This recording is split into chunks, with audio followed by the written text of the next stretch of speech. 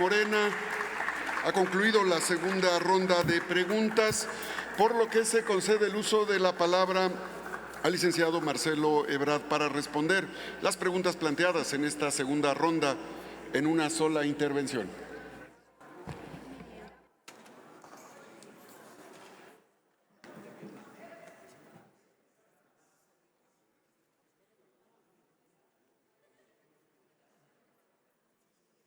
Muchas gracias, senadoras, senadores. Comentar a Nancy de la Sierra, que me da mucho gusto saludarte. Estás allá, ¿no? Ya. Me lo sé de memoria los nombres. De todos los grupos.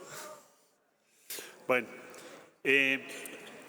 A ver, el presidente de la República ha estado en G20, que es cuando hizo la propuesta, estábamos en la pandemia, y fue por Zoom en esa ocasión, hizo la propuesta del acceso universal a vacunas, que fue un pronunciamiento muy importante porque no estaba tan evidente.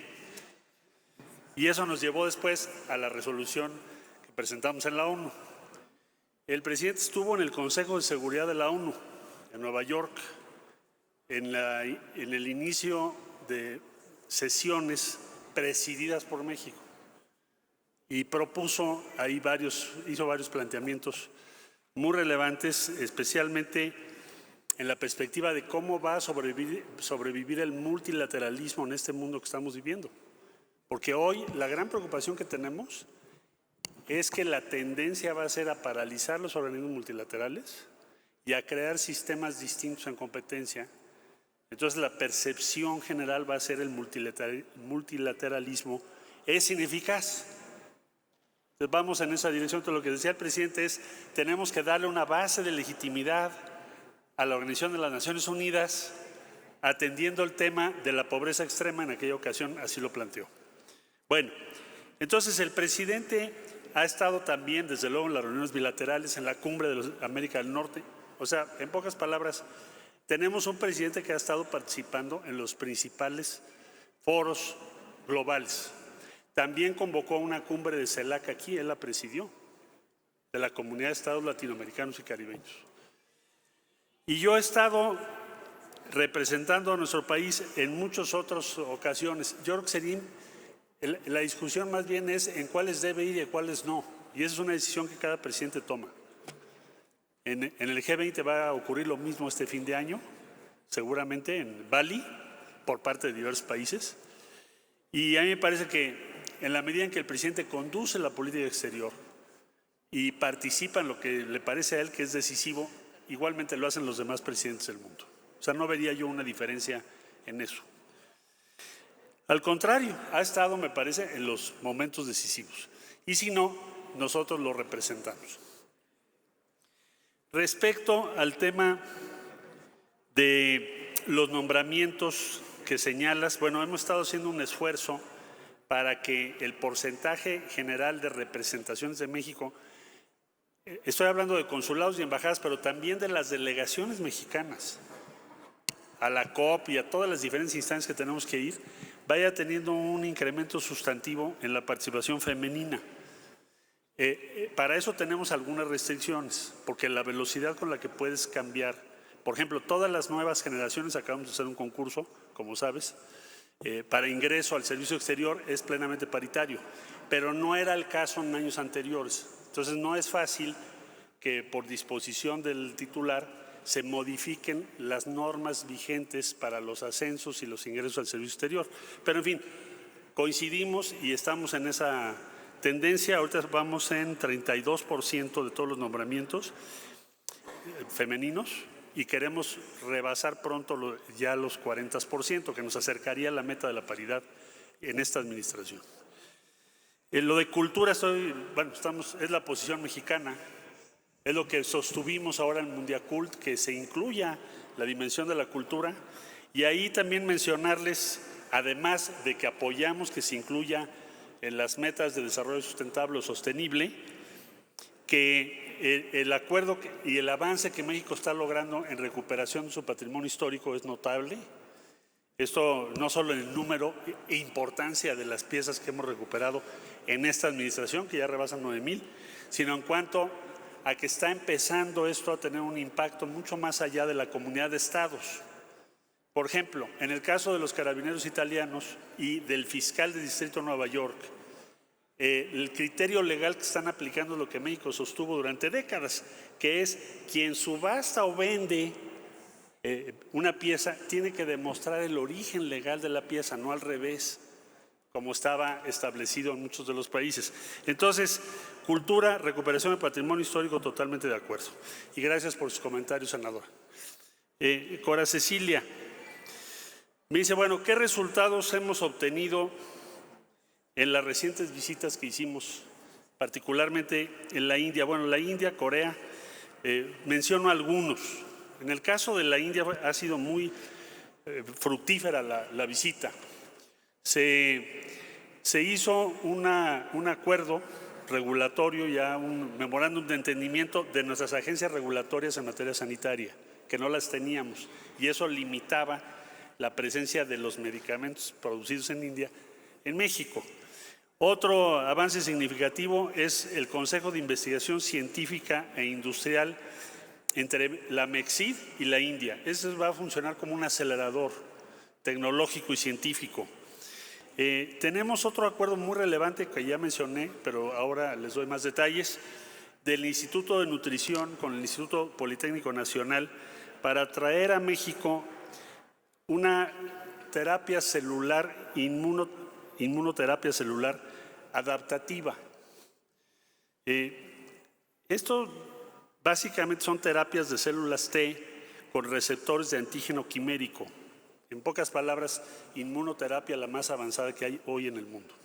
Esto se está aplicando especialmente para cáncer, por ejemplo, de páncreas y otros tipos de cáncer que no tienen curación. La inmunoterapia es el futuro de todo lo que se va a hacer respecto al cáncer.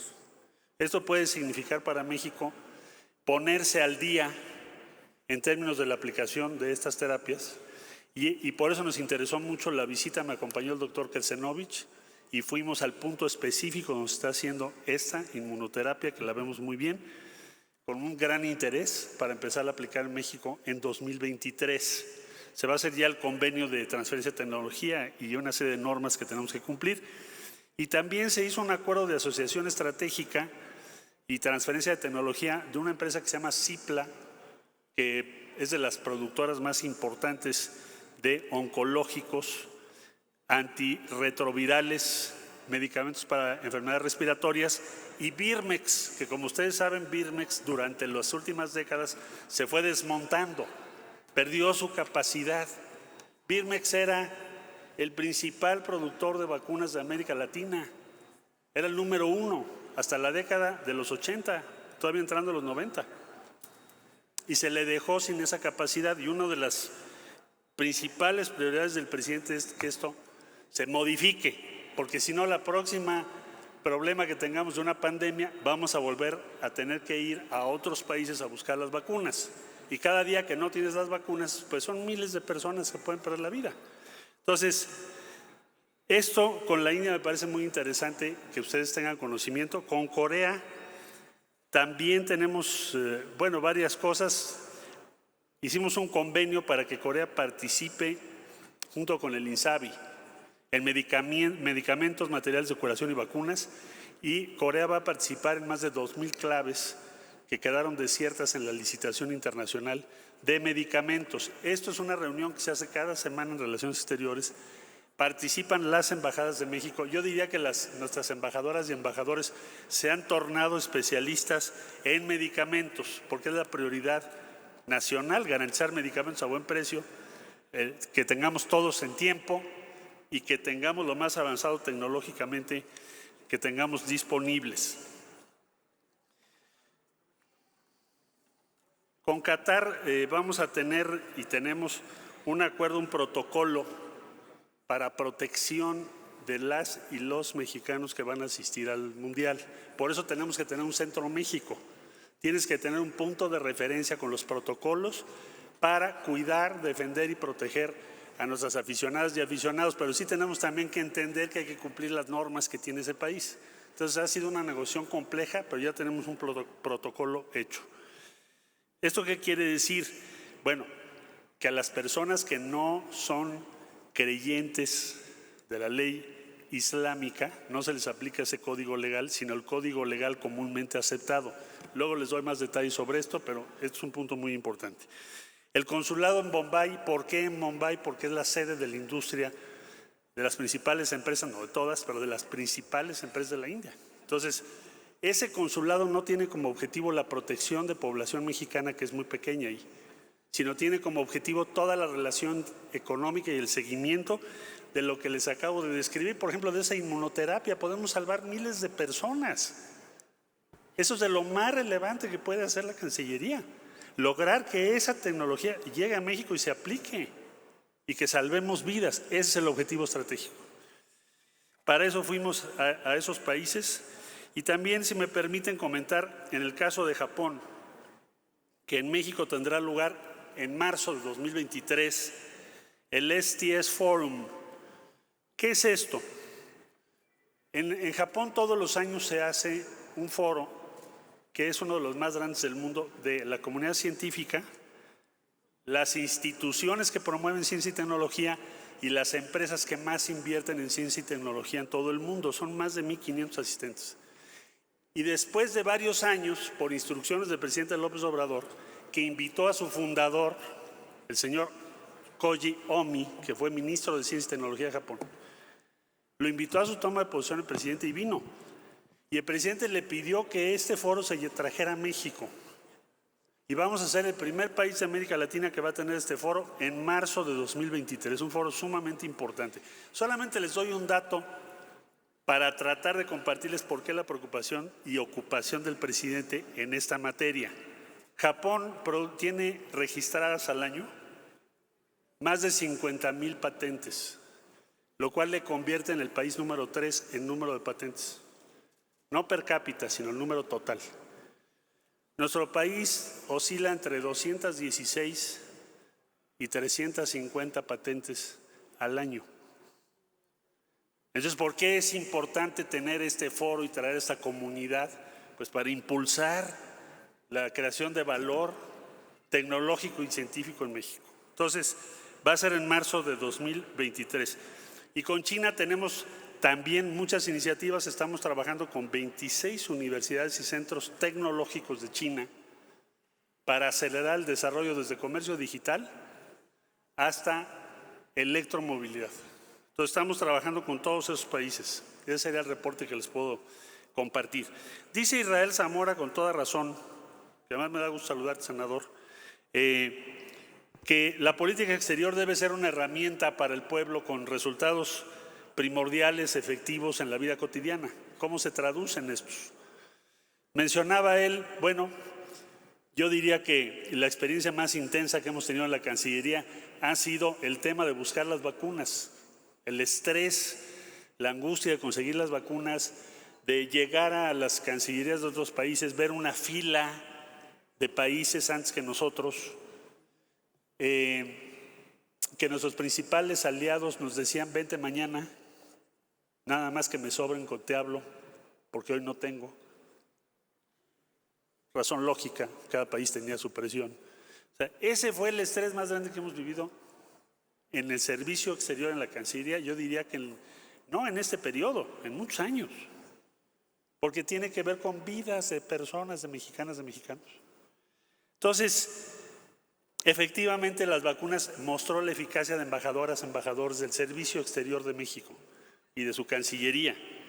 Pudimos inclusive, como ya lo dije, traer a México diferentes tipos de vacunas, envasarlas aquí, producirlas. Imagínense poner de acuerdo a una empresa argentina con los ingleses y luego la transferencia de tecnología con México, o convencer a China, porque me dijo el presidente, tenemos que traer la primera vacuna que se reportó, que fue la CanSino, en el mes de abril de la pandemia. El presidente me dijo, necesito que te traigas esa vacuna a ver cómo le haces.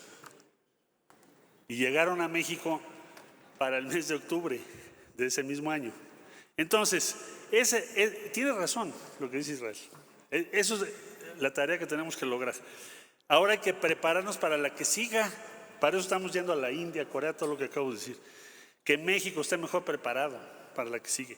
Otro de los temas, las armas. Pues estamos inundados de armas. Es una inundación silenciosa. Necesitamos que Estados Unidos se comprometa y actúe junto con nosotros, como bien se ha dicho, para frenar ese flujo. Si no lo hacemos juntos, no se puede. Tenemos 3,000 kilómetros de frontera. Si ellos no pueden frenar la entrada de drogas teniendo la tecnología, ellos gastan en el CBP 16,000 millones de dólares, lo que nosotros no gastamos ni remotamente en todos los servicios relativos a migración en México. Entonces, si ellos no pueden con esa capacidad tecnológica y recursos impedirlo, pues nosotros tampoco. Lo que tenemos que hacer es trabajar juntos, pero sí necesitamos que le cierren la llave.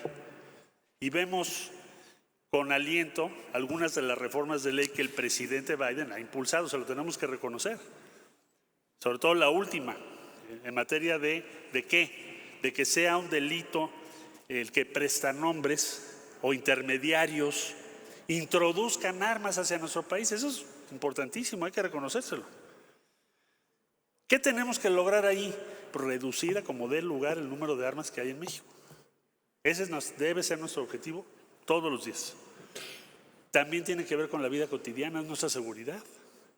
A mayor número de armas, más violencia. El otro tema, empleos. ¿Cómo vamos a participar? Bueno, les relato 2 reuniones muy breves, o brevemente. No sé si ustedes sepan, pero para la empresa Ford Motor Company,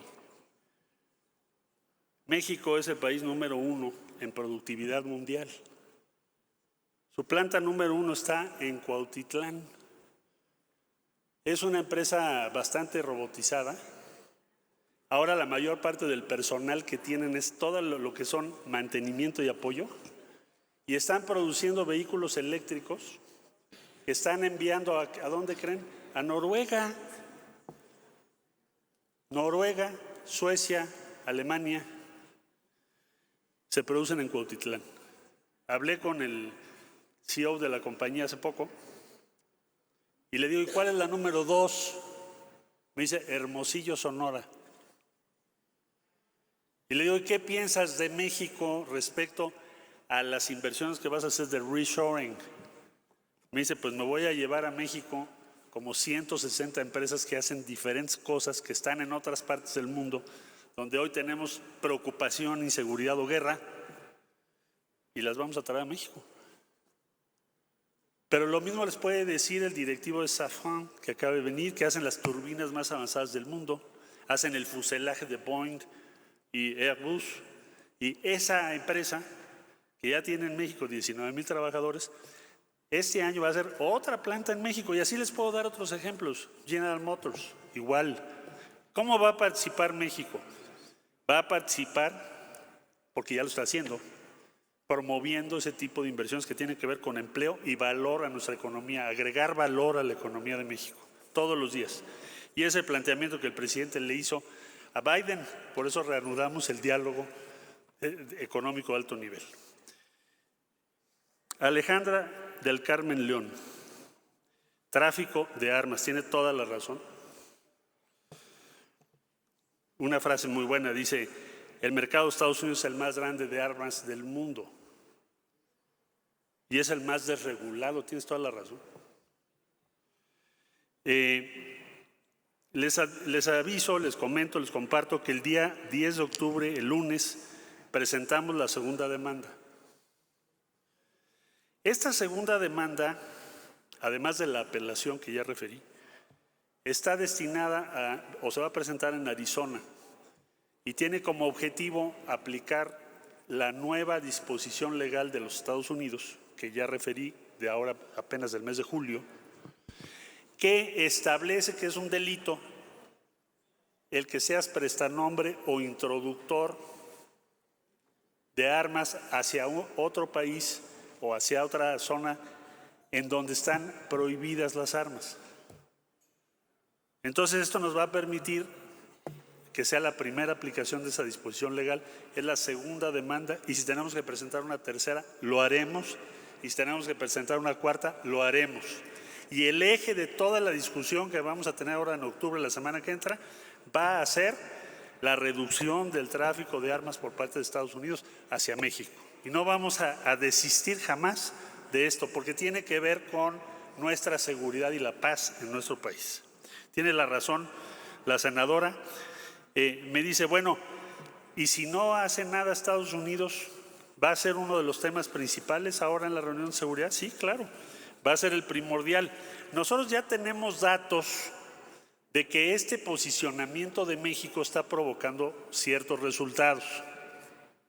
Por ejemplo, ATF es la agencia de Estados Unidos que ve el tráfico o tiene que ver con el tráfico de armas, control de armas.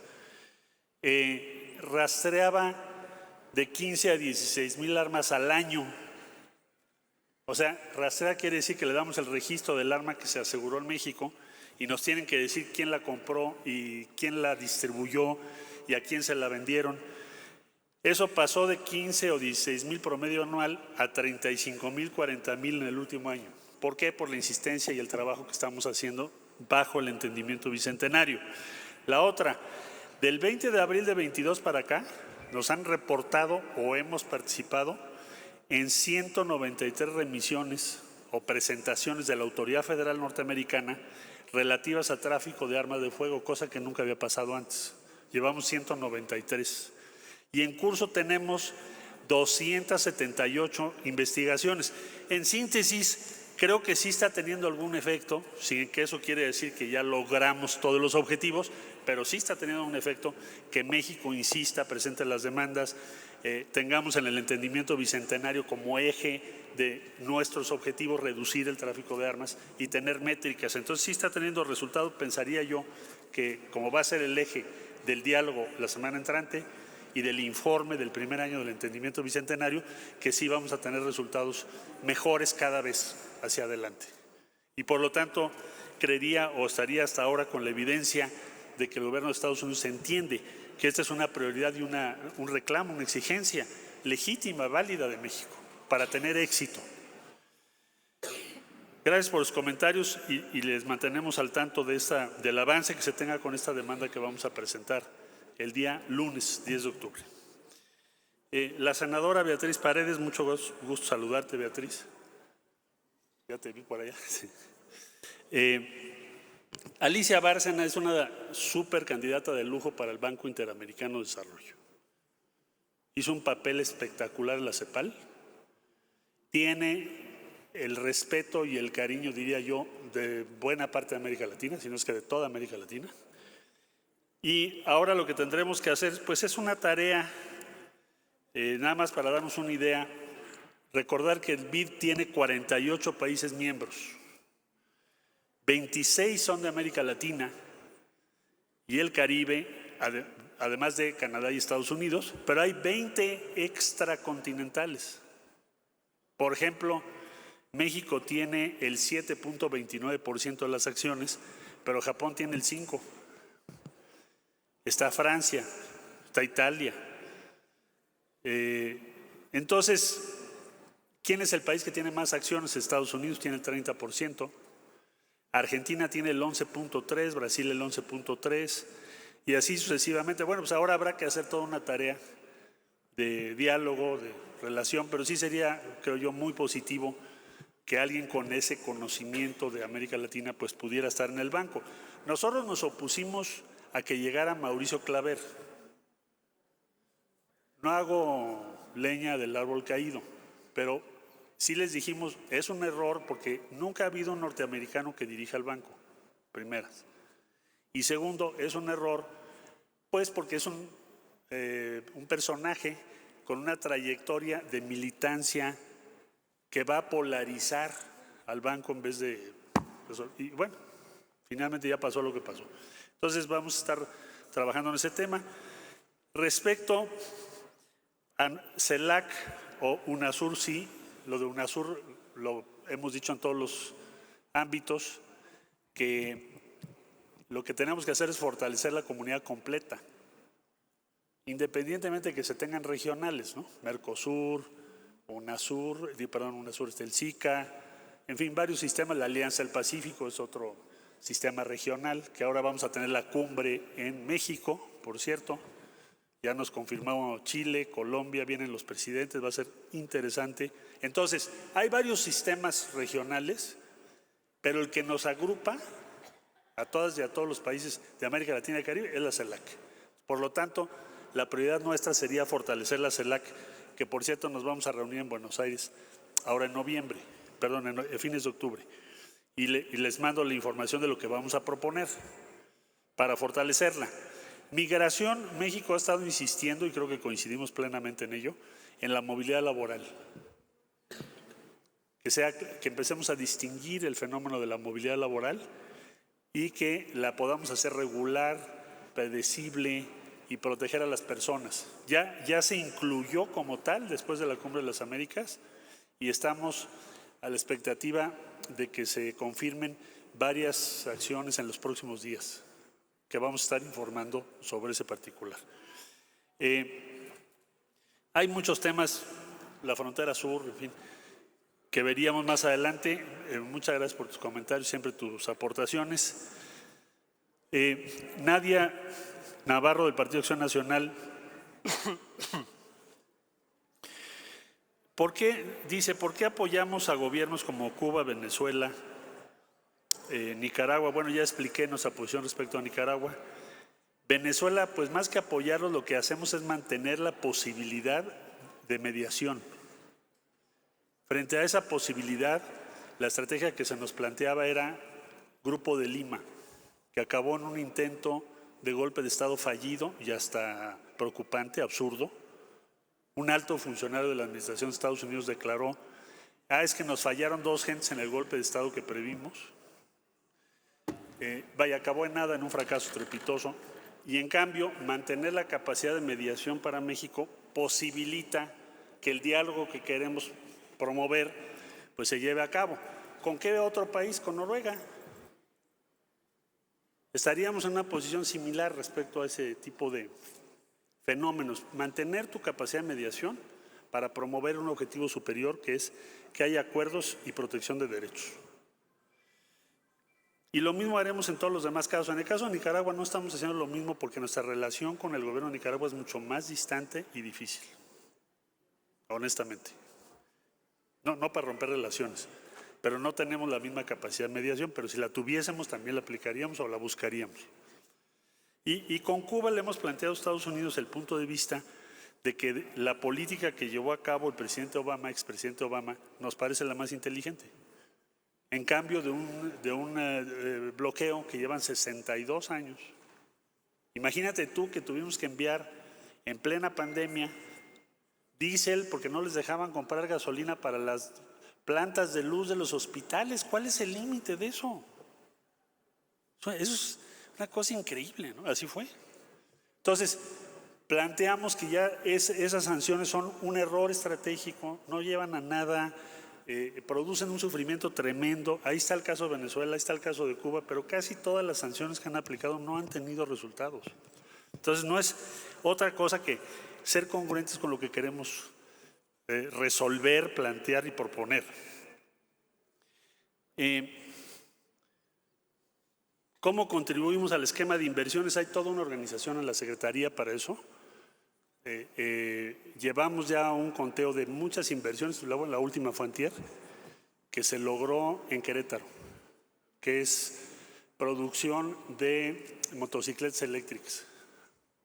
Van a tener como 400 empleados ahí. Y bueno, pero con mucho gusto, senadora, te mando una relación detallada de todas las inversiones que se han logrado. La senadora Berta Carabeo, mucho gusto saludarte, Berta. ¿Cómo estás? Seguimos adelante con lo de las armerías. Ya expliqué la segunda demanda. Vamos a hacer crecer los consulados en Estados Unidos el año entrante. Tenemos un incremento importante. Está ya autorizados 2 consulados nuevos y una reorganización de las jurisdicciones, porque se movió la población nuestra o creció en otros lugares y los consulados ya no correspondían con ello. En total llevamos esta administración un aumento del presupuesto que tenemos de 40%. Y al año entrante no solo lo vamos a mantener, sino probablemente lo vamos a poder aumentar aún más. Incluyendo los famosos consulados móviles, ¿no? Con Qatar tenemos un protocolo, vamos a hacer el Centro México, y una de las preocupaciones importantes es para el caso de las compañeras, amigas, hijas, madres que vayan, y también de la comunidad LGBTQ+, porque tienen que tener respeto a sus derechos y el respeto por parte de las autoridades, y eso lo estamos trabajando con otros países, pero ya tenemos el protocolo hecho y el Centro México se va a instalar en tiempo y forma, pero los detalles están a la disposición y muchas gracias por sus comentarios y propuestas. Senador Vasconcelos, siempre un placer escucharle y verle. Muchas gracias por sus comentarios. Solamente diría yo que es de reconocerse el trabajo, la constancia, la perseverancia del Senado de la República y usted como presidente de la Comisión de Relaciones Exteriores para lograr los objetivos que he venido describiendo y para que también en el exterior se sepa que el Senado de la República de México, por ejemplo, en materia de armas, por ejemplo, en lo que hace a respaldar la mediación frente al conflicto entre Ucrania y Rusia o la posibilidad de la mediación, en lo que hace a fortalecer los instrumentos de unión de América Latina y Caribe, entre otros, la política feminista, la protección de las comunidades indígenas de varios países y de México en el exterior, pues se tiene un peso permanente, continuo y cercano del Senado de la República para esos objetivos. Muchas gracias, senador, a usted y a todas las y los integrantes de las diferentes comisiones del Senado de la República. Solamente me restaría agregar que a lo que aspiramos es a mantener en estos tiempos que tenemos por delante de aguas procelosas y de tempestades que probablemente habrá en el ámbito internacional, mantener la relación cercana y la orientación del Senado de la República. Muchas gracias a todas y a todos y estoy a sus órdenes.